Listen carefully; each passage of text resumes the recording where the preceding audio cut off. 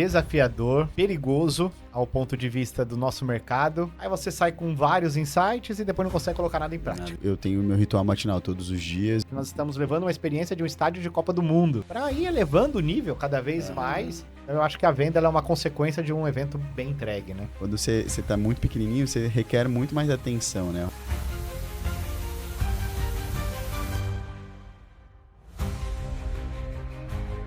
Sejam todos bem-vindos a mais um episódio aqui no Arena do Sócio. Eu, Rafael Apolinário, estou aqui para gravar mais um episódio especial, viu? Todos são especiais, mas cada um traz a sua diferenciação, a sua peculiaridade.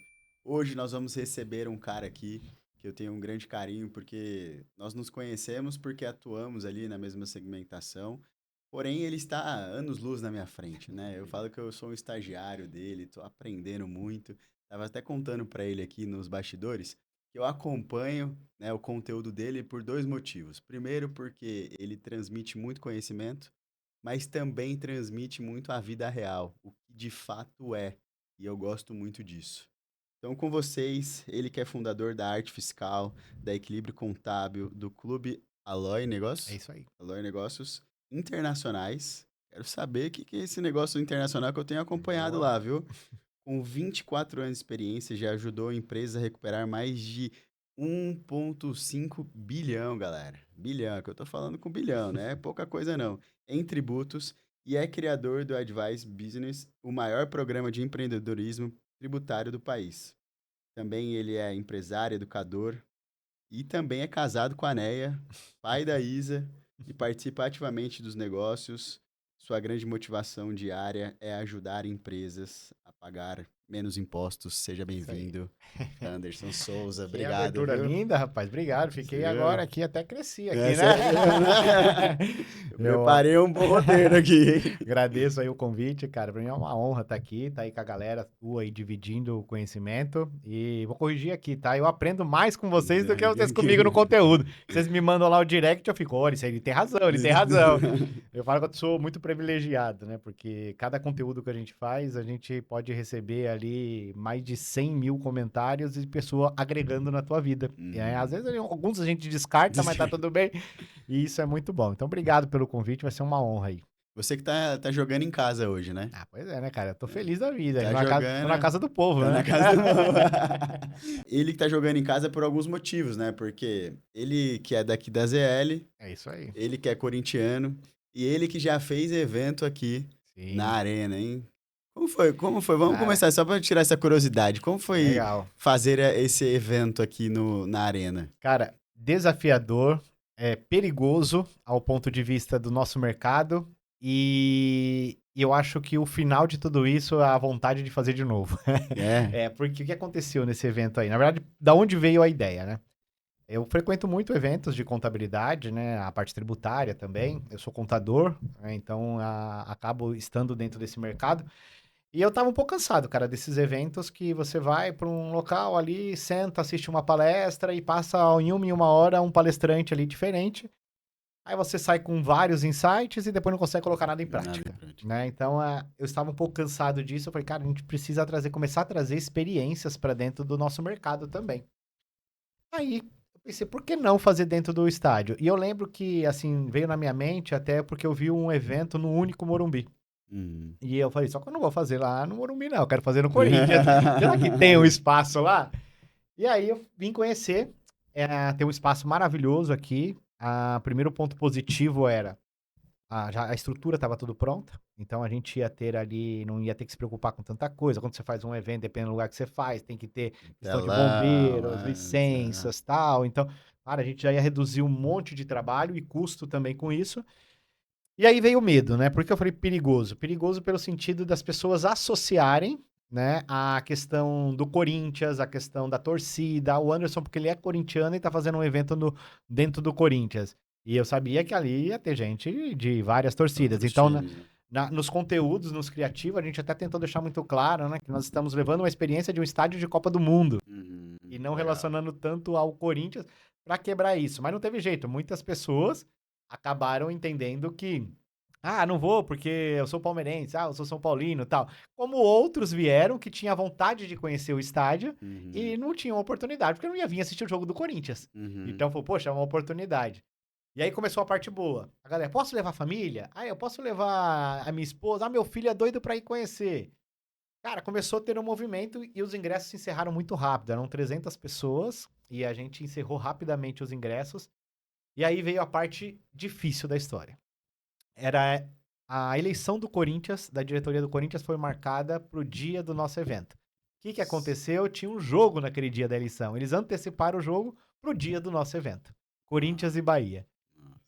Aí eles comunicaram a gente que não ia poder fazer o evento. Só que eu não tinha mais, quando não tinha mais tempo, a galera já tinha comprado passagem, já tinham comprado os ingressos. Aí conversa vai, conversa vem, a pessoal da administração deu muito apoio, foram muito legal. E a gente chegou num acordo, que era, a gente teria que sair 6 horas da tarde para liberar a sala de imprensa, e eles forneceram para nós, né, por um custo mais baixo, e a gente pagou para todo mundo ali, a assistir o jogo no camarote do Zeca Pagodinho no final do evento. Então eles chegaram de manhã, fizeram um tour pelo estádio, aí foram pro evento e depois no final assistiu o jogo. Parte ruim, péssima. Corinthians tomou 5-1 aquele dia. Não foi uma experiência. Eu Fechou lembro, com uma cara. experiência Pois ali é. não tão boa pro corintiano. E é engraçado que Corinthians e Bahia, e tinha um monte de baiano lá comigo. Eu falei, não é possível, cara, não é possível. Foram vocês que trouxeram. Mas foi legal, a gente curtiu pra caramba, se conectou. E a gente veio conversando isso no caminho pra cá. Esse evento entrou na história do mercado. Eu vejo ele ser comentado em diversas palestras, mas por quebrar essa linha de que, tipo, a gente pode fazer coisas diferentes. Não é porque nós temos um trabalho que é sério, e eu acredito que todo trabalho é sério, mas por que o nosso é tão formal, né? Será que a gente não pode quebrar um pouquinho, deixar ele um pouquinho mais leve pra também ser divertido? Então essa é a ideia. E tô pensando aí o que eu vou fazer no próximo, que é o ano que vem. Aí sim, ele fica no ar aqui já. Fica no Um ar. spoiler aqui desse evento. A Débora não tá mais aqui, mas nós fizemos também em novembro do ano passado. Nós fizemos o Network Cup também, foi um evento com empresários aqui da Zona Leste. E aí nós fizemos uma experiência semelhante. A gente teve 3 palestras pela manhã. Tivemos o almoço ali no Fielzone. Aí a gente voltou, fez um Q&A com 2 empresários falando um pouco das experiências que tiveram nos seus negócios.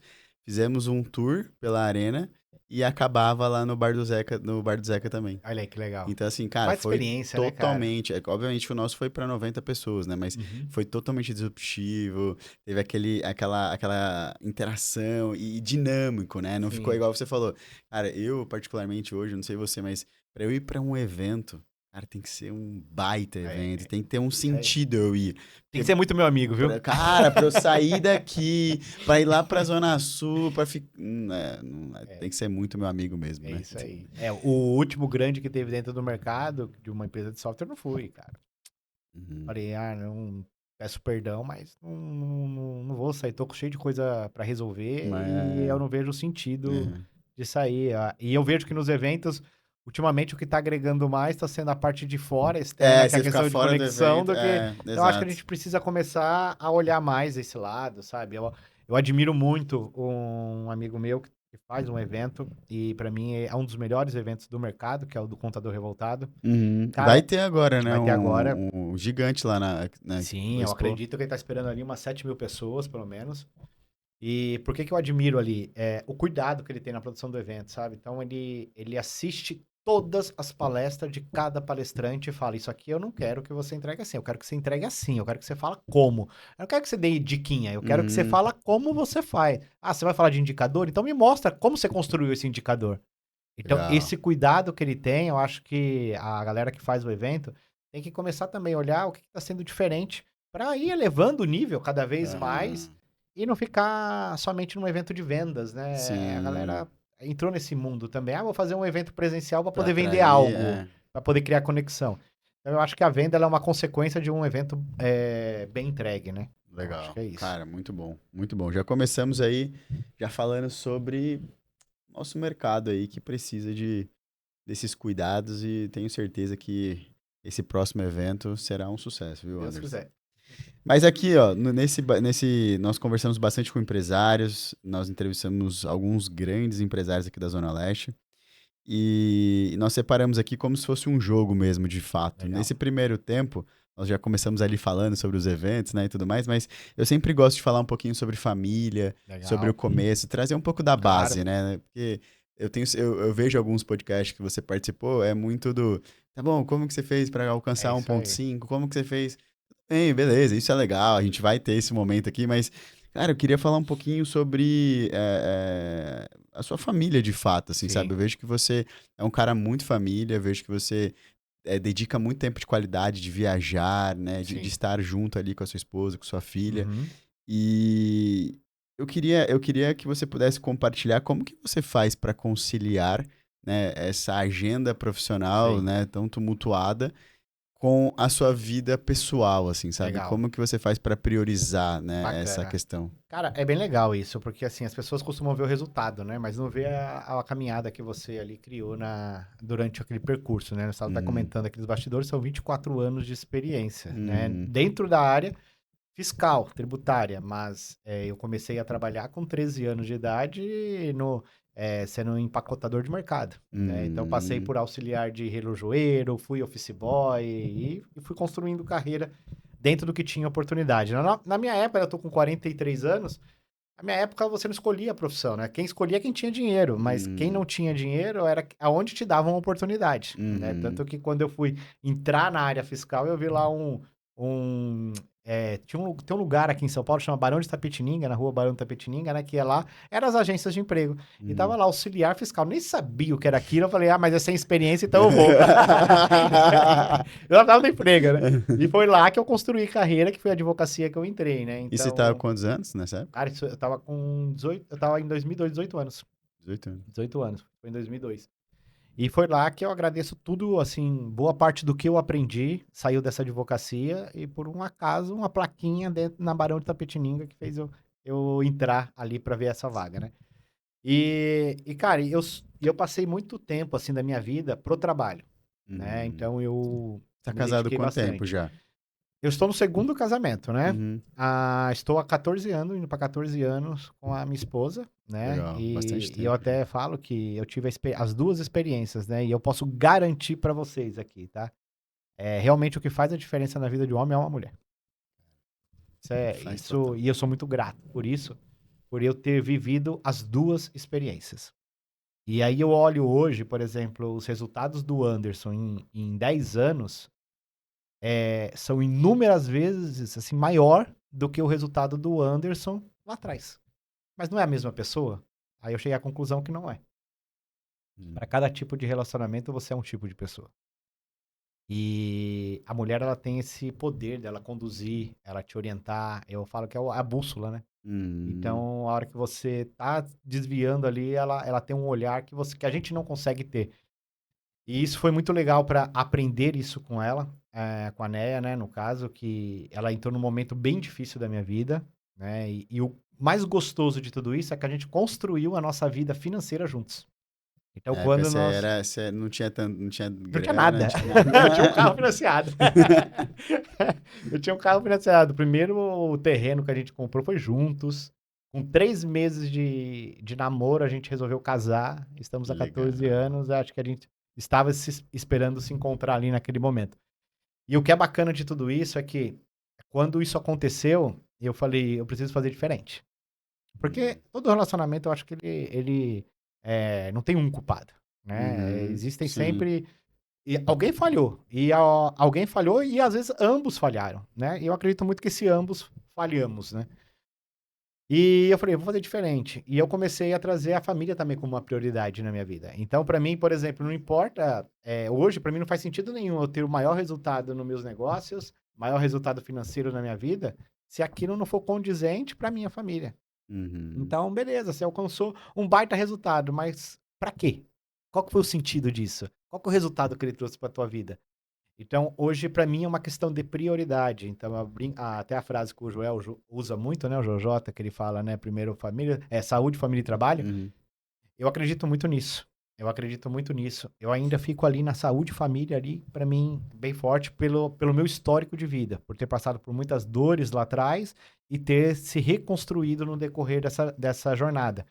Então, para minha família hoje, ela é o meu pilar principal. Então, não há nenhuma ação na minha vida que eu faça antes olhando qual que é o impacto que isso vai trazer dentro da minha família. É uma prioridade total hoje que eu tenho. E graças a Deus, cara, hoje a Né, é sócia minha do escritório lá também, né? Temos um grupo lá de negócios. A gente aprendeu também a trabalhar juntos e como que a gente aprendeu para isso não se transformar num problema também na nossa relação, dando responsabilidades e autonomias. Uhum. Então, ela tem a autonomia dela, eu tenho a minha, elas não se conflitam. Então, o que ela toma de decisão está tomado, o que eu tomo de decisão está tomado, dentro das autonomias que nós decidimos para um para o outro. Uhum. Então, a gente não, graças a Deus, a gente consegue trabalhar junto. Estamos aí desde 2019 na caminhada junto. Ela tinha o escritório dela, eu tinha o meu. Em 2019 nós unimos. E a gente cresceu demais. Então, cara, todos os resultados da minha vida aconteceram nesses 14 anos. 13 que tá indo para 14 anos. Uhum. Então é incrível. Eu falo que foi um período de aprendizado e depois agora de colheita, né? Então a Colheita, gente é. trabalhou muito essa colheita, fazendo certo, errando menos. Uhum. Esse é o Cara, isso, ponto. eu acho isso fantástico, assim, sabe? Porque eu vejo que ah, não faz sentido você chegar no pódio, olhar pro lado e não ter ninguém pra comemorar com você, né? Exato, exato. Entendeu? E a Então, vida do empresário é uma vida solitária. solitária. Eu vejo muitas pessoas que elas se envolvem tanto no trabalho e cada vez elas estão mais solitárias, né? Então Uhum. não tem mais esse tempo com amigos, não digo que também não sou muito a favor de você viver a vida de amigos e deixar tua família, mas você precisa também ter teus momentos. Tem que ter. Eu acho que todo mundo precisa ter esse espaço. Sábado retrasado eu estava com dois grandes amigos meus que a gente está marcando para se encontrar há algum tempo, não conseguia, marcamos, passamos a tarde juntos, tomando cerveja, conversando, e a gente não falou em nenhum momento de trabalho. E eu não sei quando foi o último final de semana que eu trabalhei, porque eu também priorizei. Aquele momento é com a minha família, a atenção tem que estar neles. Porque assim, Apolinário, a gente precisa pensar um pouquinho, né? Todos os dias a gente entrega o pior, cara, pra dentro de casa. A gente amanhece com a bateria carregada, vai pro Uhum. trabalho, Gasta. acontece um monte de problemas. Aí quando você volta pra casa, você tá às vezes nem na reserva mais, você Tá já esgotado já, esgotado. né? E ali é o máximo que você consegue entregar. Então, se a gente. E muitas vezes a gente acha que aquilo ali tá bom, ó, é o que eu consigo entregar e tá tudo certo. Uhum. Cara, isso não sustenta. Isso não Uhum. sustenta. Então, eu acho que a gente tem que tentar equilibrar. Tá bom, quais serão os dias, então, que eu vou acordar 100% recarregável para vocês? E sabe que eu tenho uma máxima em casa que eu não tenho agenda antes das 9. Então, todos os dias a gente acorda, a minha esposa, a gente faz atividade física pela manhã, tomamos café com as crianças, e aí depois eu vou para minha agenda de escritório, né? E eu coloquei isso porque, justamente com essa visão, eu acredito que eu não consigo ser o melhor no final do dia. É Mas isso. quando eu dou a minha primeira hora, É isso né, então aí. assim, eu tenho um ritual já há uns 10 anos, que eu li no Milagre da Manhã ainda, e aí eu tenho o meu ritual matinal todos os dias, eu acordo, a primeira coisa que eu faço é ler a palavra, ler a Bíblia, eu faço minha oração, eu faço meu momento de devocional com Deus, aí depois eu faço atividade física e depois eu tenho um momento de qualidade com a minha família, tomando um café juntos. É Isso isso eu aí. faço assim, cara, eu trouxe como regra mesmo, E assim, muda o sabe? jogo, né? Total, porque aí você Muda o chega no jogo. escritório com outra cabeça, já chega, tipo, sabe? Muda o jogo. E para eles eu sei o quão importante. Eu tenho, né, a sua filha Isa tá com quantos anos agora? Ela vai fazer 11 agora. 11, então já tá, já, querendo ou não, já passou Exato. tá numa nova fase. Os meus Uhum. têm a Valentina tem 3 e o Ravi tem 2.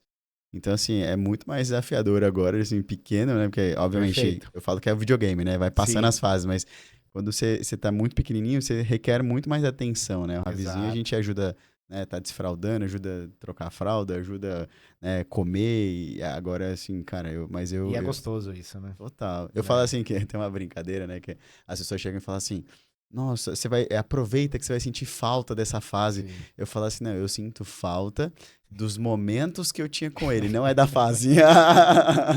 É bem Eu isso. só quero que ela passe Passe logo, logo. entendeu? Mas é Mas é legal, muito cara. legal. É legal, eu vejo muito isso. E você e a Néia, assim, vocês têm uma curiosidade que eu tenho. Vocês têm um tempo de qualidade só de vocês dois? Sim, sim, a gente tem. E a gente, cara, isso é uma regra dentro de casa. A gente nunca mentiu, por exemplo, pra Isa sobre isso.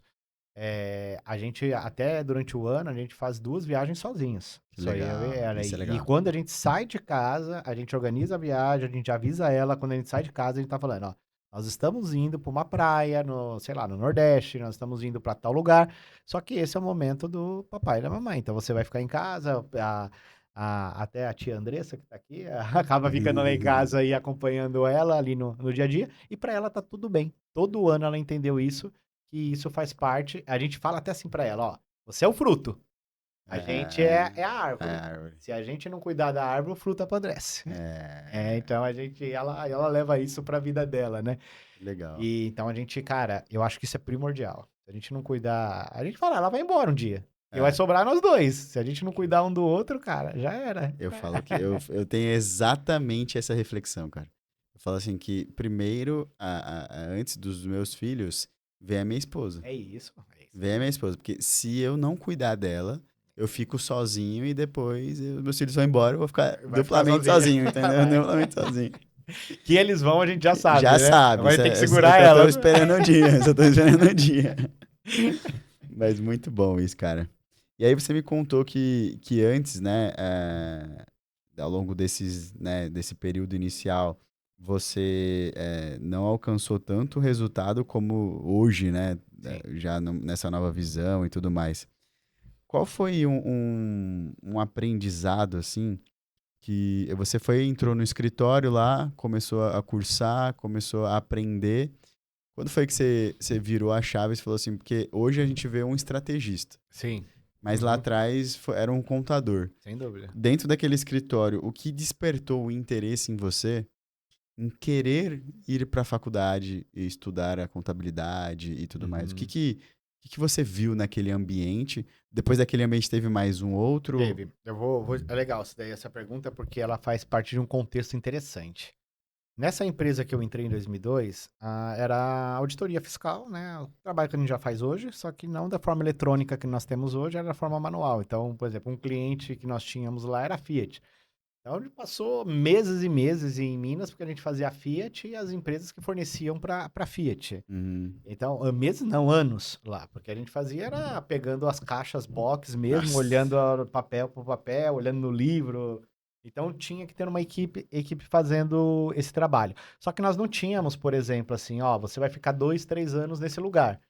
A gente ficava 15 dias naquele local que foi definido, aí a gente voltava para São Paulo, que é o escritório base, e depois talvez o seu cronograma mudasse, você teria que atender outra empresa.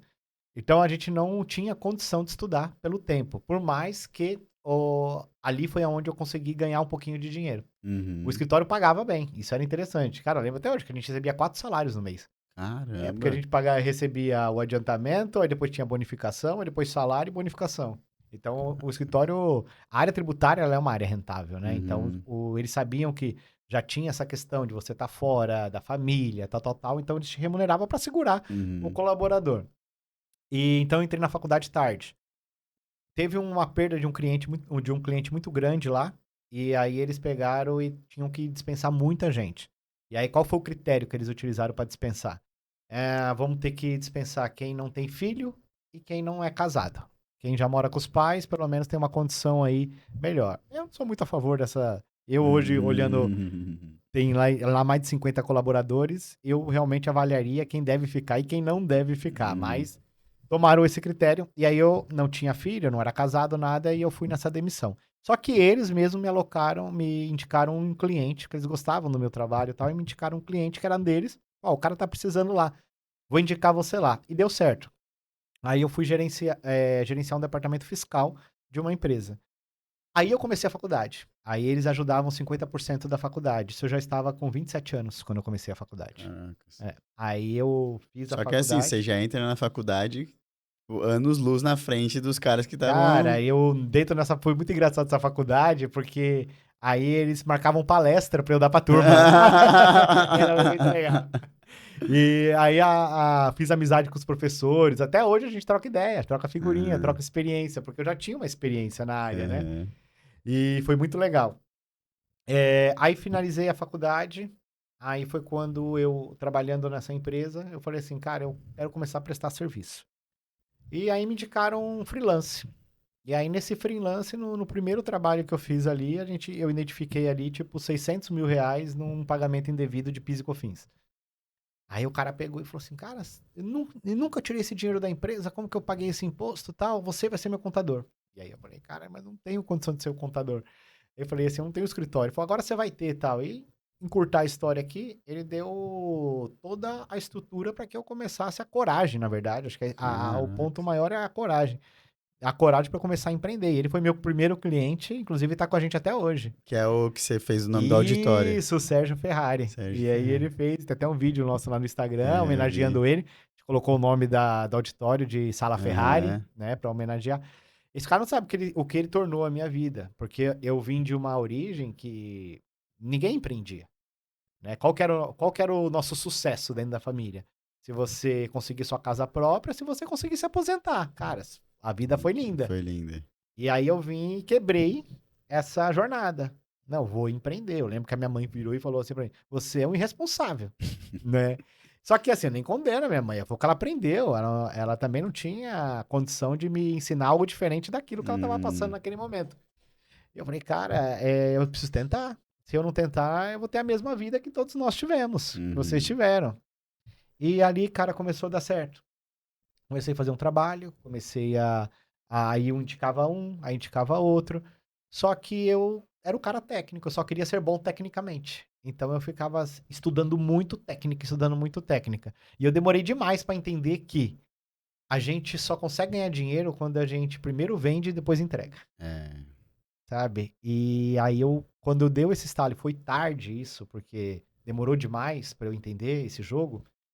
Eu entendi que, por exemplo, o tempo que eu perdi na técnica, e tá tudo bem, eu acho que até numa área igual a nossa, assim, a gente precisa entregar essa responsabilidade, essa segurança pro cliente. Mas tem que ter um limite também. Então não adianta você ser um baita técnico e não saber vender. Fica muito engessado. Às Como vezes que você não cria uma consegue nem estratégia? traduzir, né, pro cliente, não consegue nem entender. Você não tem visão de negócio. Você fala pro cara assim, não, com base na sua FD contribuição, eu identifiquei aqui Mas um... o cara quer saber Que é disso. isso, né? Tipo assim, O eu cara nem quer saber, sei. cara, como que eu ponho dinheiro no meu caixa? Como que É, eu vendo mais barato que o meu é concorrente? isso, é isso. É isso que eu quero saber. Então, quando eu entendi que tudo começa por uma venda, a venda tem que ser a prioridade dentro de um negócio. Aí eu virei a chavinha. Falei, cara, então eu tô indo pro lado errado. Então eu vou. É mais fácil eu treinar uma equipe operacional do que uma equipe Total. comercial. Então eu vou começar a preparar pessoas para assumir a operação, que é uma coisa que eu faço hoje, para eu começar a ir pro lado do comercial. E eu lembro que isso aconteceu em 2019, não tem Tanto tempo, nem assim. tanto tempo assim. Eu passei 2009, quando eu abri o escritório, no caso, a 2019, 10 anos, nesse lenga-lenga, de pouco Uhum. resultado, assim. Crescia Sendo todo ano. contador. Crescia todo ano, mas pouco, bem pouco. Quando a gente entendeu esse jogo, poxa, cara, eu fechava 2 a 3 contratos por ano, hoje a gente fecha 5 contratos por dia. Então Caraca. você fala, esse mês passado foram 120 diagnósticos tributários, cara, dentro de um mês. Então, cara, eu recebia isso, às vezes, para bater 120 ia levar uns 5 anos, 6 anos, né? Hum. E por quê? Porque a gente criou um departamento comercial. Fala, cara, mas por que que eu demorei tanto para entender isso, se é tão básico? E aí, quando eu volto, eu olho o Anderson lá atrás, eu vejo que a maioria do mercado tá na cabeça do Anderson lá de trás. E eu nem tô falando da área aqui. Qualquer área. Tenho uma amiga, por exemplo, que ela é corretora de seguro, sofre a mesma dor. Mesma dor. Eu Mas tenho. sabe que eu vou fazer um comentário polêmica, porque eu acho que ele tá bem no hype da polêmica. Mas você sabe um cara que em 2015 foi o cara que mudou a minha. Quando eu entrei na advocacia, o cara que mudou a minha mentalidade na parte do direito? Nelson Williams. Eu imagino. E aqui eu não tô pra falar sobre. Eu entendi. Não, eu não tô entrando no Uhum. mérito do que tá acontecendo agora e tudo mais, não é isso. Mas é indiscutível a habilidade que ele tem no quesito marketing e vendas. É É isso aí. indiscutível. É isso aí. Com relação à técnica, é outra história. A gente precisaria de um outro podcast para falar disso. Mas no que tange a vendas, no direito, o escritório da Nelson Williams é o melhor do Brasil. Cara, a gente não pode contestar resultados. Não. sabe? Eu posso concordar ou discordar sobre o posicionamento dele, mas eu não tenho como falar que o cara não foi um baita estrategista de negócio, Total, né? total. Então, eu acho que a gente tem que se espelhar nessas pessoas no sentido de tipo, cara, o que que esse cara fez que eu deixei de fazer? Exato. Tanto é que eu fiquei lá 3 anos, fiquei até 2018. Quando eu entendi que o escritório não batia com base em algumas coisas que eu acreditava e tudo mais, o que que eu fiz? Eu saí, montei a nossa estrutura e fui galgar minha jornada. Só que eu não precisei, eu não estava ali para ser o sócio dele, eu estava ali para aprender. Exato. Entendeu? Eu acho que aí quando você vai numa estratégia dessa, que você fala, não, eu tô aqui, é provisório, eu quero aprender, né? E aí eu falo assim, eu não queria ficar 10 anos Sim, pra eu entender que, não, tanto é que eu não. Cara, a galera fica me zoando até hoje, porque eu não faço audiência, sim. eu não peticiono. Você fala pra mim, entra lá no Essage lá e peticiona. Eu não sei, nem sei como faz. O token fica com a minha esposa, que é advogada também, entendeu? Pois Mas, é. mas assim, por que que eu acredito nisso? Porque é o que você falou. Quando você vira a chave e vê que o mercado para de sofrer por conta da técnica e passa a ter habilidades, cara, quantas pessoas que são muito mais baratas e melhores do que você? Sem Quanto vale a dúvida, sua cara, hora? sem dúvida. E eu vou além, ó. Se a gente vamos para a linha do varejo, por exemplo, que eu mais vejo isso acontecer. O cara é um baita vendedor. Aí o que ele faz? Ele sai ali como vendedor e às vezes ele vai abrir o próprio negócio dele. Mas ele não é um empreendedor. Não, não Ele tem deixou de gestão, fazer não tem... algo que ele fazia muito bem para fazer algo que ele faz péssimo. É. E aí o cara dá 2, 3 anos, a empresa não sustenta, o cara quebra, então todo o dinheiro que ele ganhou foi embora. Então a gente também não tem essa educação empreendedora, né? A gente Uhum. não tem na escola, a gente não tem em lugar nenhum, a gente tem na vida. É quando você decide a empreender que você vai começar a batalhar e ver onde você está acertando e errando. Quando a gente conversa com o nosso time de liderança, é o papo que a gente sempre fala com eles. Cara, eu não sei qual que é o caminho certo. Eu tô aqui para discutir com vocês para a gente chegar num consenso. Uhum. Tem acho que era o Bill Gates, ou acho que era o Bill Gates que falava que ele não contratou uma pessoa para ele dizer o que tem que ser feito, mas Né? sim o colaborador que teria que dizer para ele o que ele precisava fazer, entendeu? Uhum. Porque se for para ele dar o caminho, ele não precisava do colaborador, né, no final Exato. do E dia. olha, cara, você me fez lembrar de uma história muito recente que aconteceu lá comigo.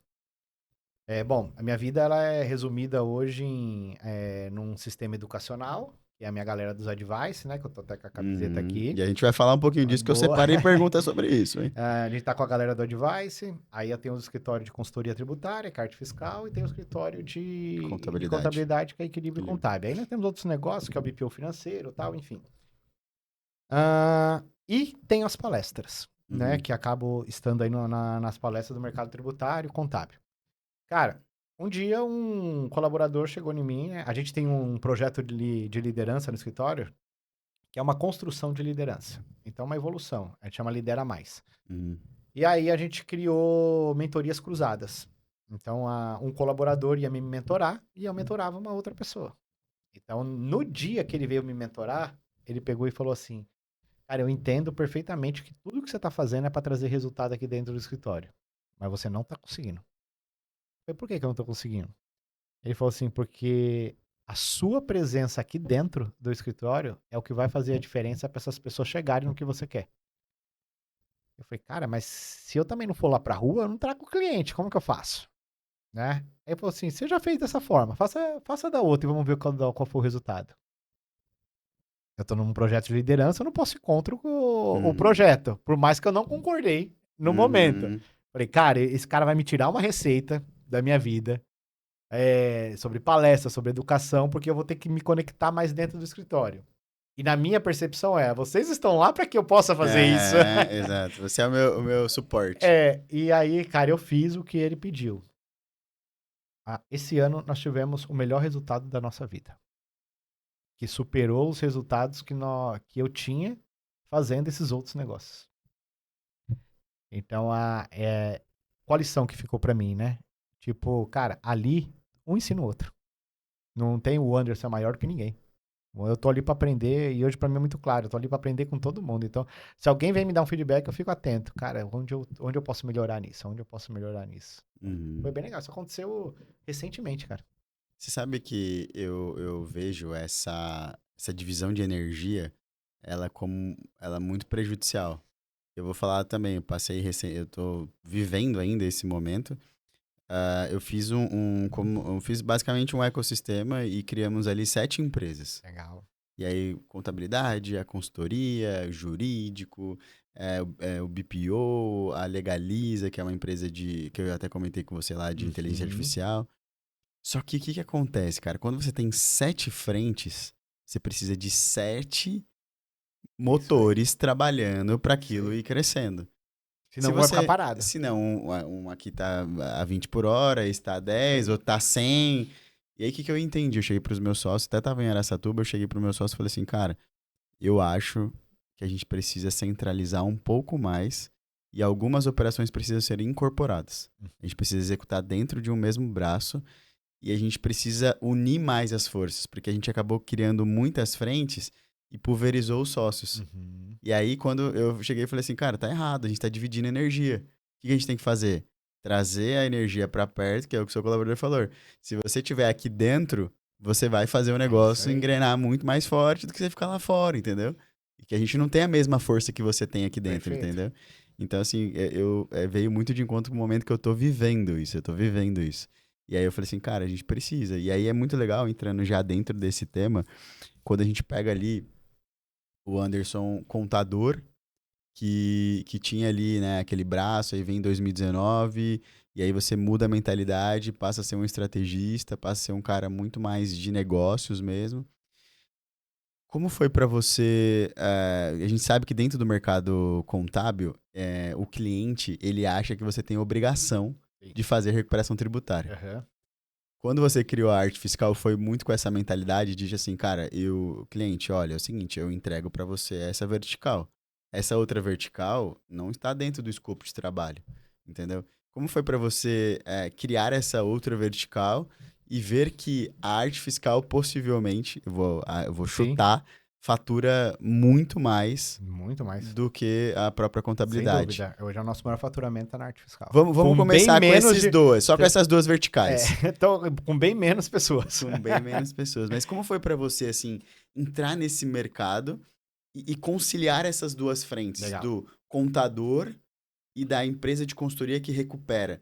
Porque ela é muito inteligente, assim, não é porque eu também fiz, né? Mas é muito inteligente essa ideia, porque quando você abre um funil de arte fiscal vindo clientes, o que você identifica? Esse cara precisa de um É contador. isso aí. É isso aí. Automaticamente ele nutre A arte essa fiscal é o outra maior vertical. marketing da contabilidade hoje. Cara, algumas vertentes que aconteceram aí nessa jornada aí. Eu acho que é legal contar um pouquinho delas.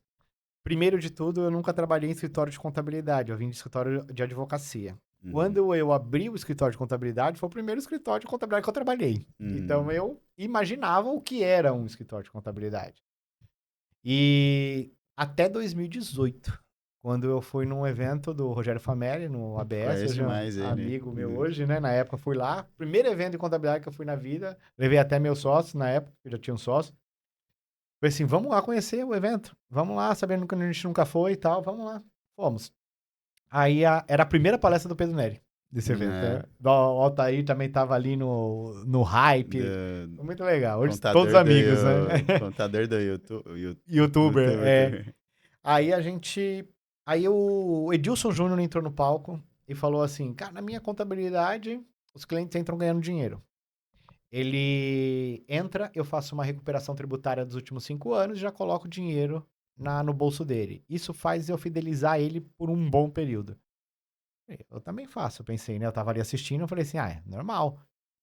Só que 99% da galera falou: como assim que você faz isso? Como que assim? Aí eu entendi que não fazia parte daquele mundo da Uhum. contabilidade a parte de recuperação tributária.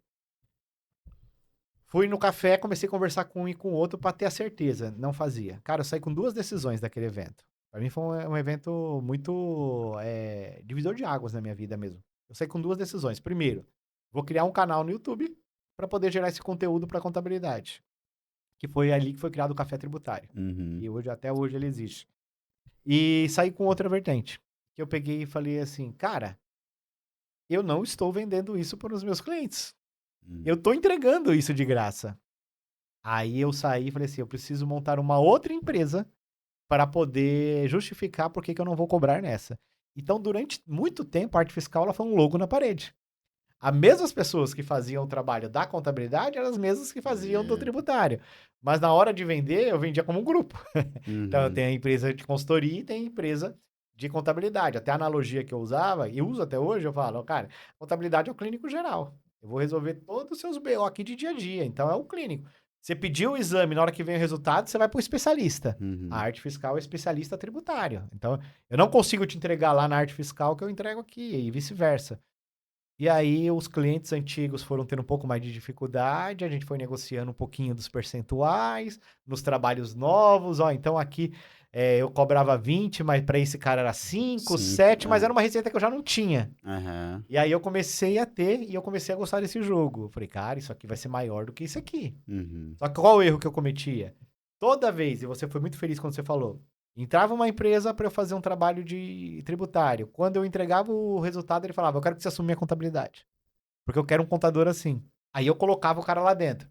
Aí quando eu colocava o cara lá dentro, eu não tinha força para atuar na arte fiscal. Então eu ficava nessa balança desproporcional. Crescia um lado, e aí eu colocava a força aqui, crescia e o outro caía. É o que você falou, faltava gente ali naquele motor.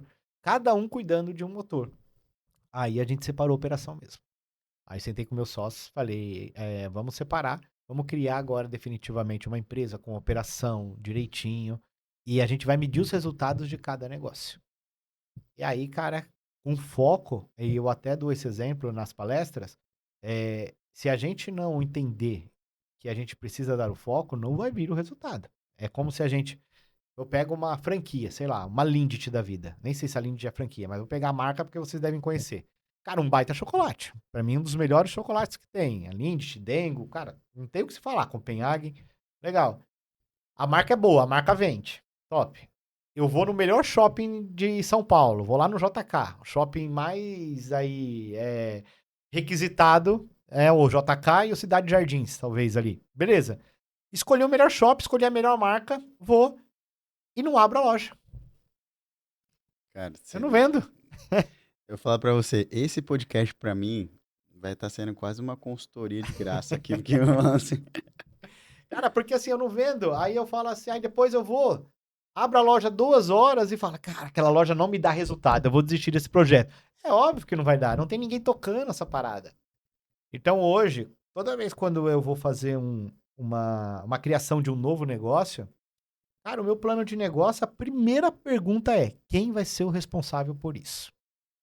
Quem que vai dormir e quem que vai acordar pensando nisso? A gente está criando muita tecnologia dentro do escritório e possivelmente isso vai para o mercado em algum momento. E eu falei, eu quero saber quem que vai ser o responsável por tocar isso. Não vai ser eu. Eu não tenho condição de tocar. Mas eu quero um sócio que toque. Mas esse cara vai dormir e vai acordar pensando nisso. E isso é legal porque a gente cria um plano de carreira dentro do escritório também. Que o cara pode desenvolver algo que ele pode virar um sócio nosso. É como aconteceu na empresa de recrutamento e seleção. Era uma colaboradora. E aí ela falou, tem um projeto para fazer toda a parte de RH dos clientes aqui do escritório. Só que eu quero ser sócia do projeto. Falei, você toca a operação? Você vai conduzir a operação? Esse vai ser o negócio da tua vida? Vai, então beleza, então nós somos sócio seu. Então você vai usar toda a nossa base de cliente, eu vou fazer o comercial, vou colocar cliente para dentro, mas essa responsabilidade é tua, não é minha. Beleza? Fechou? Fechou. Tá tudo certo. Caraca, não, faz total sentido. Faz total sentido mesmo. E aí você viu ali que aí você entendeu ali, pô, cara, beleza. Quando você separou essas duas operações, aí você criou time próprio, prospecção própria, execução própria, você ainda assim continuou usando isso como forma de nutrição da sua base? Sim, só que veio uma dor aí. Por quê? A contabilidade, para mim, ela é um dos melhores negócios do mundo. Tá? Porque você tem recorrência. Primeiro ponto, você tem recorrência. Cara, qualquer negócio que tem recorrência já sai na frente. Sim. Segundo, cara, se você fizer um trabalho meia boca, o cliente vai ficar com você no mínimo 2 anos. Não, o cliente não gosta de ficar trocando de contabilidade. Burocrático. Então, para o cliente sair, você tem que fazer muita besteira. Cara. Então, é uma coisa legal aí. Terceiro, é uma profissão obrigatória. O cara abrir um CNPJ tem que ter um contador. Falei pro meu sócio isso ontem. Falei, olha, sabe qual é a diferença entre o advogado e o contador? Eu falei assim, o contador tá muito mais privilegiado. Porque o Sim. advogado, se ele precisar de um contrato, alguma coisa, ele vai no Google, vai no ChatGPT, vai no sei o que lá, ele se vira. Ele se vira. Exceto se ele precisar entrar com uma ação. É isso aí. Ou entrarem com uma ação contra ele. Aí não tem o que fazer. Mas ainda assim, ele ainda tenta ligar pro advogado, pra parte, e fala, não, vamos fazer um acordo aqui, vamos resolver. Agora, o contador não tem como. Não tem. Não tem como. E ainda tem um bônus, né? Que é a única profissão que eu conheço que paga 13º. Então, ainda tem um bônus No contrato. É verdade. Então, cara, é o melhor. Qual que é o problema da contabilidade? A margem é baixa. Você tem que trabalhar com margem baixa. Então, Hoje você acredita que uma margem de 30% é boa? cara, para contabilidade é excelente. A nossa lá tá 30%. É excelente. Hoje, a média de mercado de margem de escritório de contabilidade é 15 a 20. A nossa, a gente tá conseguindo manter 30%. Legal. É que a gente é muito ruim de preço. Sim. Ruim no sentido assim, não consegue... A gente coloca lá um parâmetro e a gente perde bastante venda por conta disso. Mas tá tudo bem. Porque a gente prefere ter um contrato de fato rentável do que ficar pagando pra trabalhar, entendeu? Não, perfeito. Continue assim, porque às vezes você só traz problema e depois é de chuva BO. você vai viver de fluxo de caixa. Não rola. E aí, quando você olha para todo esse cenário, né? Que você pega e você fala assim, cara, agora eu tenho um cliente aqui que tá fixo comigo me pagando mensalmente. Se eu depender só disso, isso não vai mudar teu jogo. Isso não muda a tua vida financeira. Aí você precisa entender, tá, o que mais esse cara me entrega? O que mais esse cara compraria de mim? Cara, serviços tributários ele compraria? Cara, serviço de marcas e patentes ele compraria? Serviços de advocacia ele compraria? Serviços, enfim. O que esse cara compra dentro do CNPJ que eu sou capaz de entregar para ele? E aí que você vai criando as frentes de negócio. Que eu entendo que a contabilidade, ela é o que mantém o custo ali, o resultado da empresa um pouco baixo, mas mantém. Mas o que vai fazer diferença mesmo é o que você agrega ao redor da contabilidade. E o cliente, ele tem o contador como o cara da confiança dele. Então, se você falar, ele vai aceitar. O problema é que o contador tem medo de cobrar. Né? O contador não, ele acha que se ele cobrar, ele vai perder o cliente. E é o que eu falo muito nas palestras, que é, cara, enquanto você estiver fazendo de graça, o seu cliente não vai ver valor no seu trabalho. E contador ama fazer trabalho de graça, velho. Eu pego lá nos treinamentos que eu dou, eu falo, me relaciona o que vocês entregam. Aí o cara fala, parcelamento, cálculo de imposto, recálculo de guia. Cara, e começa a relacionar planejamento tributário. Que mais? Comparativo tributário, para saber se ele vai pro simples, real e presumido. Tá bom. O que você cobra daqui? Não, isso aí eu não cobro nada, ele já me paga o mês. Aí eu falo, então vamos ler seu contrato. Tem lá. Pior que tá escrito, né? Não, e o pior é assim, não tá. Não faz. Não tá. Aí eu falo assim, cara, mas você não vendeu isso pra ele. A gente faz no anexo lá. A gente coloca um anexo colocando todos os adicionais. O que vai ser cobrado à parte, né? A parte. Não, ele pega, ele coloca lá contabilidade, fiscal, DP e o societário à parte. É a única coisa que ele coloca. Só que ele entrega tudo aquilo. Por quê? Porque quando ele fecha o negócio, ele fecha com o dono. Aí o dono vai... Quando fechou o negócio, o dono fala que a empresa dele é perfeita, que a empresa não tem só problema. Só tem um CNPJ. Beleza, me cobra barato que vai dar certo. E aí ele fechou. Vai pra operação do cara. Quando vai pra operação do cara, ele só manda a notícia assim, ó, nós vamos trocar de contabilidade. Ele não fala sobre a negociação que foi realizada, o que ele passou. E aí a operação lá do cara começa a te cobrar. Ah, mas o outro contador fazia isso, o outro contador fazia isso. E você começa a fazer. Quando a gente quebrou isso dentro dos nossos clientes, cara, a gente aumentou 30% a receita do escritório com a mesma base de clientes. Porque a gente só passou a cobrar os trabalhos... Que era devido. Que era devido cobrar. Então, quando a gente faz isso, esse trabalho em conjunto com os escritórios, cara, eu falo, às vezes vocês estão buscando tanto cliente fora e o serviço está aqui dentro, tá na base. É mais fácil vender o que está aqui dentro. Você reduz o CAC, que é o custo de aquisição do cliente, que já está lá dentro, e você ainda tem muito mais facilidade de vender. Então, essa dor que ela surgiu, que foi na arte fiscal, que eu não tinha recorrência. Então, ali foi um novo modelo de negócio para mim, porque eu tenho que no dia 1º ter a minha meta de fechamento no mês, senão a conta não vai fechar. Na contabilidade, se eu não fizer nada, ela vai cair o dinheiro. Eu posso não vender nada aquele mês, mas o dinheiro que eu já vendi lá atrás vai cair porque é recorrência. Na arte fiscal é desafiador por conta Até disso. até você criar aquele fluxo, né, de restituições, de tudo mais, Exato. aí você bate cabeça mesmo. Por que que você acha assim, né? A gente fala bastante aqui para empresário, a gente tá dando, parece que tá falando para contador, mas para os empresários também se identificarem, entenderem, né, que existe desse lado aqui também um profissional, né? Então é legal Isso. você trazer a visão do profissional. Mas por que que você acha, cara, que existe esse esse tabu com o empresário brasileiro, essa crença de não tenho que pagar imposto, não vou pagar imposto. E tudo bem, eu sei que o nosso país é desafiador, estamos num momento difícil de economia e tudo mais, sei o quê, mas mesmo quando a economia estava boa, a sonegação é sempre frequente, Sim. ela acontece. Eu tenho clientes que pagam 7% de imposto e acham que está muito, que Uhum. pagam 5% de imposto, teve cliente que pagou 1% de imposto do faturamento dele e ele acha que está muito. Entendeu? Então, assim, por que que você acredita que existe esse tabu no empresário e como ele pode quebrar isso para ser. Porque eu queria te fazer uma pincelada depois sobre reforma, né? Obviamente teria que ter um podcast só sobre isso, mas só uma pincelada do que Legal. você tem visto. Mas hoje, né? E não querendo colocar medo em você, empresário que está nos acompanhando, mas já te adianto. Vou ser ousado aqui e falar antes do Anderson. Se você não ajustar a sua empresa, você não sobrevive na reforma. Se Não. você é o sonegador, o bambambam que não paga imposto, você não vai aguentar a pressão. Então eu já vou adiantar aqui, pois eu quero ouvir o Anderson, porque eu vi que ele soltou um vídeo falando dos caras da reforma, né? Que tá vendendo aí até a Pois mãe, né? é, isso aí Mas. rendeu, rapaz.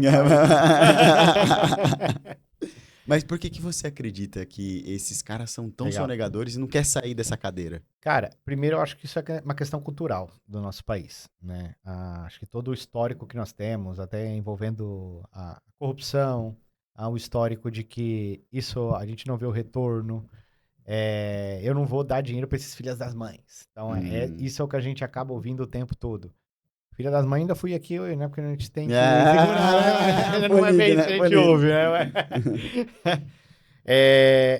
E eu acho que isso não é que vem mudando por consciência, vem mudando por obrigações que estão sendo criadas pela Receita Federal e cruzamento de dados que está sendo cada vez mais difícil que as empresas soneguem, né? Uhum. E pincelando a questão da reforma, a gente vai falar um pouquinho depois, mas com a reforma tributária, a tendência, o maior objetivo é que não haja sonegação. Não, E não vai ter como ter a sonegação. retendo na fonte, Se funcionar o que eles estão prometendo, não vai não ter, tem não vai como. ter a sonegação. E aí eu pergunto, né? Você imagina aquele cara que talvez fatura 1 milhão e ele declara 300 mil e ele paga o imposto sobre 300 mil e aí depois ele acorda e tá pagando imposto sobre 1 milhão. Ele aprendeu a viver retirando da empresa um dinheiro que não era dele. Não era dele. Que não era dele. Ele aprendeu a conquistar ali a vida dele, proporcionando algo que um dinheiro que não era dele. Uhum. E agora vai para quem é. Se é certo ou errado, Não, é é outra o questão. jogo, É é o o jogo. jogo, É o é o jogo jogo. que tá definido. Então, eu não vejo que os empresários, eles assim, eles estão entendendo que deve pagar imposto, mas eu entendo que eles estão conscientes, estão ganhando consciência que não tem mais para onde correr. Acho que a própria declaração de imposto de renda já pré-preenchida já deu uma noção do que vai vir também dentro das empresas. E um outro ponto que também que eu chamo a atenção aí dos empresários é que a gente vê muito lá no escritório, cara, é gente sonegando e pagando errado. Isso é mais doído ainda, né? O cara sonega porque ele coloca no fluxo de caixa dele o seguinte: eu posso pagar X valor de imposto. Então o que ele faz? Ele reduz o faturamento declarado para chegar naquele valor que ele projetou, na cabeça dele. Uhum. Quando a gente vai analisar, essas empresas chegam lá para a gente fazer um diagnóstico, a gente analisa, fala, cara, mas assim, não vou falar nem de recuperação tributária, porque você já não tá Uhum. pagando pro fisco, Vai recuperar o quê, você vai né? recuperar o quê? Vou te gerar um problema aqui. Mas vamos corrigir isso pra frente. Por quê? Sobre o que você tá declarando errado. E você tá pagando imposto a mais só nesse valor que você tá declarando. Se você corrigir a operação, às vezes você vai pagar a mesma coisa e não vai ter dor de cabeça nenhuma. Então, não existe um nível de conhecimento para os empresários sobre a área tributária. E aí, isso também é culpa nossa, contadores, culpa de tributaristas, a gente não tem um trabalho educacional junto com o cliente. Perfeito. Não, eu concordo. Sabe? Concordo. Isso precisa mudar. Porque a gente cobra que o cara deva saber. Ah, mas se ele abrir o CNPJ, ele tem que saber. Cara, a gente sabe a burocracia que é uma legislação tributária. Uhum. O cara tá lá somente comprando X e vendendo. Comprando, eu atendo muita galera do e-commerce, por exemplo. O cara compra o negócio dele, a gestão no Mercado Livre, nas plataformas online e assegurando que o produto está sendo entregue para o cliente. Essa é a dor de cabeça dele. Se ele tiver que entender, tem substituição tributária, não tem substituição tributária, você faz o ressarcimento, você não faz. Para estado aplica o IVA ajustado, tem estado que não aplica. O cara desiste no primeiro dia. E vou dizer, muitos contadores não sabem isso, imagina o cara. Então não vamos condenar também isso, empresários, fiquem tranquilos, tá? Conheço muitos que nem sabem isso ainda. Eu sei uns que deveriam saber e não sabem, né? Deveriam, mas não sabem. Qual que é uma dica, assim, que você dá para esse empresário que, antes mesmo de falar de reforma, mas qual é a dica você falou assim, cara, tem a questão, né, do cara ter essa crença, de sonegação, não sei o que, né? Mas qual que era uma dica que você dá, assim, fala assim, pro cara, pra ajudar ele a mudar essa mentalidade, pra ele não ficar querendo brigar contra o sistema? Porque eu lembro que, eu não sou dessa época, mas falavam que você podia andar de moto sem capacete. E aí você não pensava que andar sem moto, sem capacete, era perigoso. E você andava. Aí veio e falou assim, não, agora você tem que andar de capacete. Aí todo mundo falou assim, pô, beleza, tem que andar de capacete. Mas, cara, sempre deveria ter andado de capacete, entendeu? Indiferente se é uma regra ou não, né? Entendeu? Eu acho que da sua negação é muito similar à questão da moto, né? Tipo assim, Sim. Então agora, com a reforma, você é obrigado a andar de capacete. Então você é obrigado a... Então, mas tem um ponto aí que, assim, que eu vejo que os empresários, por falta de conhecimento dessa parte tributária, eles não sabem, por exemplo, se o que eles estão pagando está certo ou se está errado. E o problema é que a maioria das vezes estão errados esses cálculos que estão sendo realizados e entregues para eles mensalmente. Cara, a gente esse mês nós estamos gravando esse podcast em outubro, né? Então eu vou falar de setembro aí, que foi o mês recente. A gente gerou, cara, 24 milhões de diagnóstico tributário de pagamentos indevidos. Só em setembro, só dos clientes que passaram na nossa carteira. Aí eu falo para você, cara, como que pode? 24 milhões das empresas que passaram pela nossa carteira, que levantaram a mão e falaram, quero que a arte fiscal olhe. E os outros escritórios que tem? E as outras empresas? E os que não tem? Então, toda empresa que tem, raramente a gente não encontra algo que está ali equivocado. Pode ser por uma falta de atualização, pode ser que a regra mudou e não percebeu, pode ser por falta de desconhecimento mesmo, enfim, existem alguns motivos. E o motivo eu até falo, não importa. O que importa é que você tem que corrigir a sua operação. Então, quando eu percebo que quando o cliente chega, ele chega desesperado, porque ele fala assim, cara, eu tô pagando muito, eu não aguento pagar, tá total. Quando eu falo, calma, segura, ó. É porque o que você tá pagando realmente não é o correto. O teu correto é esse aqui. Fala, pô, agora faz sentido para mim. Aí ele começa a criar outra linha de consciência sobre o negócio dele. Então ele fala, então agora você precisa me ajudar a precificar isso. Aí ele já começa a virar um gestor. Vou dar um exemplo clássico, tá? Que eu tenho no escritório, eu gosto de falar desse case. Um cara de capacete que chegou no escritório pagando 40 mil de ICMS. Cara, no mês seguinte, eu falei pra ele, você nunca mais vai pagar ICMS na vida. O produto tinha ST, eu falei, você vende a maioria para fora do estado, é só ressarcir o ICMS da compra. Ele nunca ouviu falar nisso. Então, deixa comigo. Fizemos lá. Cara, em um ano o cara tava com quase 3 milhões de crédito acumulado. E ele pagando 40 mil todo mês. Então, agora qual que é a dor dele? Cara, o que eu faço com 3 milhões? Com esses 3 milhões? Agora, esse dinheiro é meu, não é? Mas ele é podre, porque ele tá ali. Eu preciso agora transformar isso em caixa. Aí você cria outras estratégias para transformar, mas a dor mudou. Não é mais a do está saindo, agora está entrando e o que eu faço? Exato. Tanto que estavam conversando com ele hoje. Surgiu uma oportunidade dele vender esse crédito para um terceiro e a gente está em negociação para ele poder vender esse crédito para um terceiro e ele, um dinheiro que estava lá parado, ele ainda vai colocar esse dinheiro dentro do caixa. Então, eu vejo que o que falta mais, cara, é consciência sobre o negócio. E porque eles estão pagando realmente valores absurdos de impostos, mas não, a legislação tributária ela é complexa, o imposto do Brasil é alto, é sim, mas o grande problema é que tem muitas situações que podem ser utilizadas para baixar esses impostos e não são, porque não é especialidade de contabilidade fazer isso. Como que você está vendo essa questão da reforma frente à recuperação de crédito, né? Que a gente sabe que basicamente, né, a gente não vai ter mais essa onda, né? E eu também vejo que alguns diferenciais serão aqueles que vão ter uma análise mais criteriosa dos seus fornecedores, né? Aqueles, o Simples Nacional, o cara tem que ter um preço muito bom para você comprar dele. Eu vejo que uma entrega muito legal vai ser você ajudar o cliente de fato a precificar, né? Entendeu? Ajudar ele a precificar de fato, né, o produto dele. O que você deixaria aí de conselho, assim, que você fala assim, cara, sei lá, um top 2, top 3 conselhos, fala assim, cara, olha pra isso e olha pra isso, e esse daqui vai mudar o seu jogo. Cara, legal. Primeira coisa que eu acho que todo empresário tem que fazer, principalmente empresas do Simples Nacional, organizar a empresa financeiramente. Porque vai mexer muito no Vai fluxo do mexer. caixa do cara. Vai Vai ter mexer que no pagar no fluxo começo. e esse negócio de, eu compro por fora, eu não recebo a nota, você vai estar deixando de ter o crédito da entrada dessa mercadoria.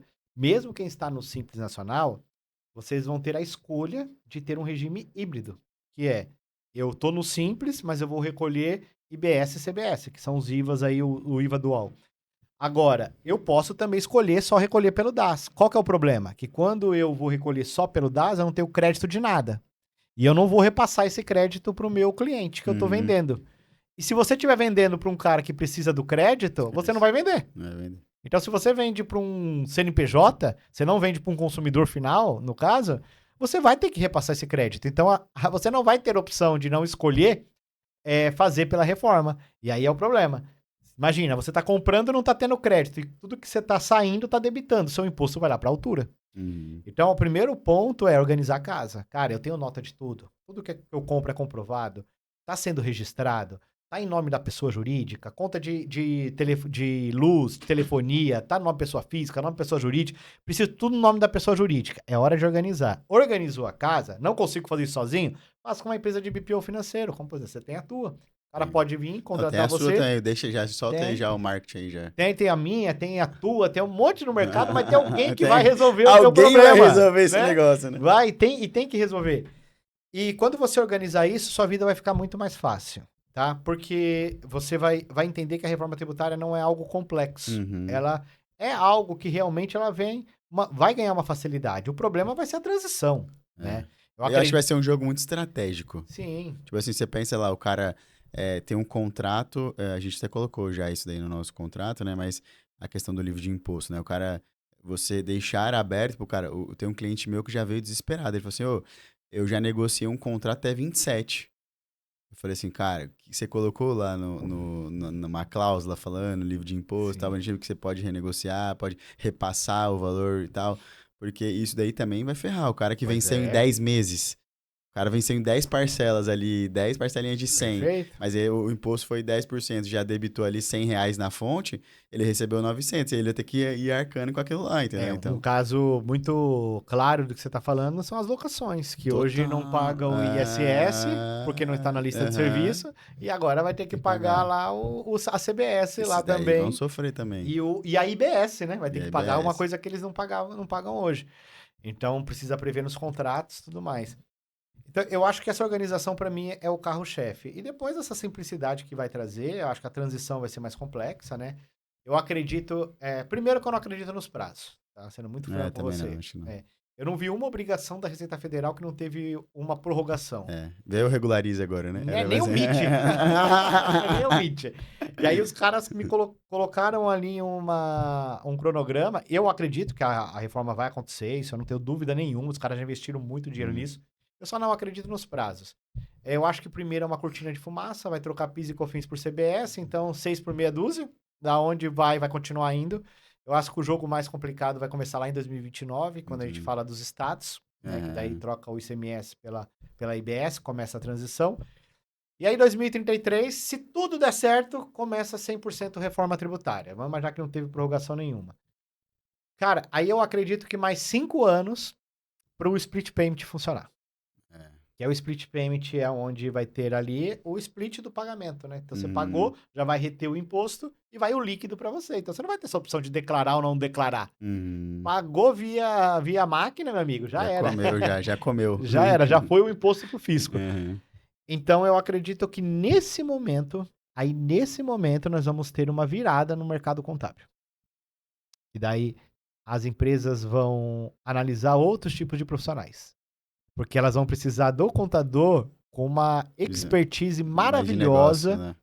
que é de negócio, de um lado mais consultivo, de um conselho dentro das empresas, olhando para o negócio, e aí vem o problema.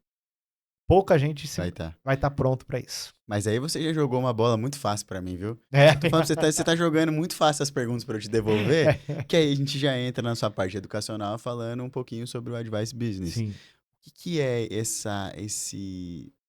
esse grupo, né? Você viu ali uma... Foi só... É que eu vou te fazer uma pergunta complexa, tá? Claro, complexa. à vontade. Mas é bala. Eu vejo que você é um cara genuíno. Eu vejo que você tem um viés de servir, de ajudar. Eu vejo, Sim. Rafael. Mas tem uma mistura de quero servir e vi uma oportunidade? Sem dúvida, sem dúvida. Eu acho que, bom, o servir já faz parte da minha rotina mesmo, é isso de vida. Eu acho que a gente tem que devolver para o mundo o que a gente também recebeu. Então, eu tenho um projeto no escritório que é os bastidores. Cara, eu deixo as pessoas, são 20 profissionais que eu levo lá, e que eu abro o jogo de tudo, como que eu faço tudo dentro do meu escritório. Aquilo para mim é um projeto na minha vida, numa visão pessoal. Por quê? Eu tô entregando para aquelas pessoas uns 10 anos de dor de cabeça que elas teriam para chegar naquele ponto.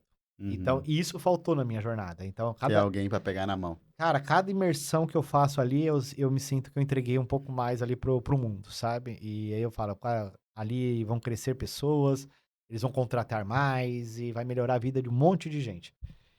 O Advice, ele é um projeto, ele tem um viés totalmente de negócio, né? O que que eu analisei dentro do Advice, né? Analisei no mercado, na verdade. As pessoas, elas não querem aprender como faz, elas querem que alguém faça por elas. Sim, é verdade. Cara, e eu demorei para entender isso. Então, eu passou mais de 4.000 contadores, advogados aí nos meus treinamentos. E eu percebia que poucos depois iam e construíam seus próprios negócios e colocavam em prática tudo aquilo. Por conta da procrastinação, às vezes não é o foco, já tem outro negócio, é onde que traz o dinheiro, aí eu vou ter que focar num outro, enfim, várias objeções. Aí eu entendi, cara, e se eu fizer para você? Já que você tem o cliente, eu tô te dando a ferramenta para você fazer, você não quer fazer por várias questões, então faz o seguinte, me dá esse cliente para eu fazer o trabalho, eu assino um termo de confidencialidade com você, que eu não vou concorrer com você, seu cliente é teu, não é meu. E você vai ganhar uma parte desse negócio. Você tem zero receita e a partir de agora você vai ter uma parte do negócio. Hoje, no caso, 1/3 do negócio é dele. Então ele me manda a base de carteira dele, eu rodo os diagnósticos, meu time vai apresentando para eles lá, ou marca reunião com o cliente, fecha o negócio. Quando é a hora de receber o percentual sobre o crédito, né, que a gente cobra um percentual sobre o crédito recuperado, ele recebe, a gente cobra 30, 10% é dele. E aí, quando o cliente paga, já vai direto para a conta dele, não passa nem pela minha. E aí, isso começou a gerar uma recorrência dentro da contabilidade dele, que ele não tinha. Porque todo cliente que entra, ele manda para nós. Todo cliente que entra, ele já manda para nós. Já virou meio que nós somos um departamento dele. É como se eu estivesse dando uma franquia para ele e eu não estou cobrando por essa franquia. A gente está fazendo negócio junto. Qual foi a diferença entre, por exemplo, ele ter a arte fiscal como um braço de venda e talvez acho que tem muito um viés muito mais de parceria, de estar junto, do que uma marca concorrendo, né? Perfeito, Talvez. porque assim, eu fiz o projeto de parceria. É porque eu lembro que você tinha da arte Tinha, que era um projeto associados que nós tínhamos. E, cara, eu coloquei muita gente dentro do projeto que não gerava resultado. E aí eu entendi que, por exemplo, só trazer parceiros não vai trazer resultado se você não administrar eles. Então eu criei um clube de negócios e eu dou a liberdade para que eles possam fazer negócios entre eles. Então ele não tem, por exemplo, a obrigação de mandar trabalhos para mim. Eu sou apenas um dos braços que tem lá dentro. Então tem outros profissionais também dentro do clube que executam o mesmo trabalho que eu. E eles têm total liberdade para eles fazer com que eles se sintam confortável. O que é legal que acontece dentro do clube? Que um vai complementando o outro. Então hoje, por exemplo... É o senso de comunidade. Senso de comunidade. A gente tem ali praticamente 100 pessoas hoje. Caracas. E cada pessoa ali tem uma especialidade. Então, eu não preciso ficar buscando no mercado quando eu preciso de uma ajuda. Então, exemplo, eu não fazia holding. Cara, eu tenho um dos maiores especialistas dentro do grupo de holding. Falei, cara, você não quer fazer o seguinte? A gente fazer um negócio aqui? Tipo, eu mando meus clientes e você me paga a minha parte. E você executa o trabalho. Fechou. Fez o inverso. O inverso. E aí, então, eu faço um negócio com ele. Assim como eu tenho um cara de relacionamento de dívidas, né, tributárias, enfim. E eles vão construindo negócios entre eles. E aí a gente se encontra 2 vezes no ano para a gente poder realmente se conectar e cada um ali, a gente dá o espaço para eles mesmo falar como que eles estão performando dentro do negócio dele. Então a gente separa quem teve mais resultado, o cara vai falar lá o modelo de estratégia dele para que o outro também possa performar. Aí o jogo começou a ficar interessante. Porque daí é uma comunidade, um ajuda o outro, eles estão envolvidos dentro de um negócio, aí eles enxergam a arte fiscal como realmente uma empresa vinculada a eles. Apesar que eles valorizam mais a marca Advice do que a própria arte fiscal. A arte fiscal é só um braço que está lá dentro. Mas para eles, ser Advice, para eles é uma coisa legal. Então eles usam a minha imagem. Então eles falam, eu sou sócio do Anderson, né? Entendi. Então, aí a pessoa busca, pesquisa, vê que tem credibilidade. Então, isso facilita também que eles façam negócios. E é bacana, cara. Tá dando muito certo. Hoje, 99% dos trabalhos da arte fiscal vem dos advice. Que legal, cara. Vem dos advice. Hoje, nós não temos um comercial ativo. Nosso comercial ele é totalmente receptivo porque eles são os geradores de negócio e nós somos a base deles. Então, agora, meu projeto com eles sempre eu tenho que trazer mais produtos para vocês. Perfeito. Para vocês ganharem mais dinheiro. Muito bom, hein? Gostei, muito, legal, muito né, bom. Cara? Vou fazer aqui, eu já tomei uma olhada ali que eu estourei o tempo, né? Pra você ver que o bate-papo foi bom, né? Mas eu gosto de fazer esse daqui, que são, aqui numa prorrogação, um bate-bola. Coisas rápidas aqui, só pra gente, o que vem na sua cabeça. Ontem o Corinthians tomou um gol na prorrogação. Não é com essa não, Qual foi um cliente que mais te surpreendeu na recuperação de imposto? 54 milhões. De crédito? De crédito administrativo. De crédito administrativo? Administrativo. É uma empresa de uma indústria de bolacha no interior da Bahia. Caracas. Então, esse foi o que a gente mais, assim, nos surpreendeu. Por quê? Quando a gente fala de recuperação tributária, a gente costuma imaginar que as empresas grandes é onde terão os maiores resultados. As empresas grandes, elas são muito mais preparadas. Então, a chance de... o grande filé estão nas menores. Pega a média para baixo. E aí, nesse caso, foi uma grande surpresa para nós, que nós já fizemos várias empresas grandes que nós não encontramos esse volume de valor. E essa foi considerável. Aí coloca assim, ó, faz uma conta na sua cabeça, tá assistindo? Se ele fechou um contrato bem ruim mesmo, 10%, faz a conta. Eu acho que foi, tipo, mais, mas... Foi mais de 10. Pode colocar aí que deu uns honorários legais, viu, galera? Por isso que esse cara tá estourado. Um erro que você conseguiu transformar ele em um ouro.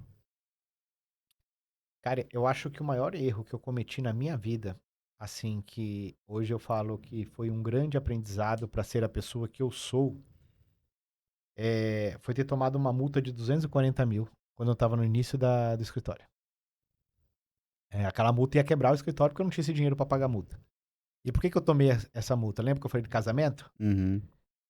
O que eu passei naquele momento de vida pessoal, sobre uma questão de casamento que envolvia uma questão de filha até, me gerou uma depressão. E aí, nessa depressão, eu cheguei a pensar em suicídio. Então foi eu cheguei ao ponto de estar na estrada buscando lugar para jogar o carro. E a Neia, eu já estava com a Neia nessa época. A Neia me ligou na hora que eu estava buscando. Quando eu vim à tona, eu vi que eu estava debaixo do Serra Azul ali de Campinas, buscando um lugar e eu não sei nem como eu fui parar lá. Então, eu abandonei. Eu tinha fechado em dezembro o maior contrato do escritório, que era 60 mil reais. E eu faturava 30 e fechei um contrato de 60. E aumentei o salário de todo mundo, dei benefício, cara, porque eu queria motivar aquelas pessoas e tal, sem ter recebido ainda. Deu 2 meses, aconteceu todo esse problema, nós tomamos uma multa de 240 mil reais. Se 60 mil reais era de honorário, a empresa era grande. A gente deixou de fazer um pert comp que deveria ter feito. Mas por quê? O Anderson não conseguia nem levantar da cama, né? O Anderson nem ia mais pro escritório. Deixei na mão de colaborador que não tinha nem experiência suficiente para tocar aquele tipo de empresa. Graças a Deus eu tinha um seguro que cobriu a situação. Só que naquele momento, cara, eu falei assim, não vai ser dessa forma que eu vou ter sucesso. E foi uma conversa caneia que eu tive depois que a gente voltou. E eu falei, agora eu voltei. Eu não posso levar a vida assim. Graças a Deus, na sequência veio a gravidez da nossa filha. Então também me deu um ânimo. Falei assim, agora eu tô de volta no jogo. E tudo que eu faço hoje é pensando naquela multa de 240 mil reais. Eu falei, nunca mais na vida eu vou passar por isso, cara. Caracas, que baita aprendizado, hein? Foi punk. Qual legenda você daria pra sua vida hoje? Cara, eu sou um cara muito. Eu sou um cara muito resiliente. Eu aprendi a ter resiliência. Mas pra mim, assim, o que faz mais sentido hoje na vida, cara, é a gente cuidar da família. Sabe? Pra mim se tudo que eu fizer não fizer sentido pra minha família, não faz pra mim. Então, a minha vida hoje, a minha legenda é uma construção para a família. Que legal. Muito legal, viu? Você viu aí no final, ele soltou aí um grande segredo aí, que eu não sei se eu já ouvi essa história não, viu? Eu já contei algumas vezes, Já? algumas palestras eu já contei já essa história. Eu contei com um pouco mais de detalhes.